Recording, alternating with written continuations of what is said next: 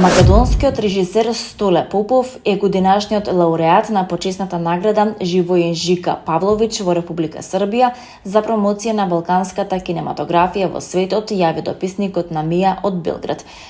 Оваа престижна награда ќе му биде врачена на годишното доделување на наградите за режисер на 17 октомври во Нови Сад. По повод оваа награда на 16 октомври во 20 часот и 30 минути во Арена Синеплекс во Нови Сад ќе биде организирана проекција на неговиот филм Gypsy Magic. Влезот за проекцијата е бесплатен. Досегашни лауреати на ова признание се Гора Марковиć, Слободан Шијан, Имир Костурица, Раде Шербеџија, Предраг Мики Манојловиć, Лазар Ристовски, Драган Николич, Велимир Бата Живојиновиќ, Славко Штимац, Богдан Диклич, Горан Паскалјевиќ, Милчо Манчевски и Миша Радовојевиќ.